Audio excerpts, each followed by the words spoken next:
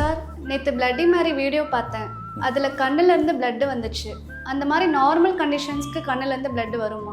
Actually இந்த மாதிரி ஒரு கண்டிஷன் இருக்கு. அந்த கண்டிஷனுக்கு பேர் வந்து மர்பர்க் ஹெமரேஜிக் ஃபீவர். ஸோ இந்த ஃபீவர் வர்றதுனால அவங்களுக்கு வந்து பார்த்தீங்கன்னா பயங்கரமான ஹை ஃபீவர் வரும். அது மட்டும் இல்லை, பாடி வீக்னஸ், டயர்ட்னஸ், தலைவலி, அது மட்டும் இல்லாமல் வாமிட்டிங் சென்சேஷன் ரொம்ப அதிகமாக இருக்கும்.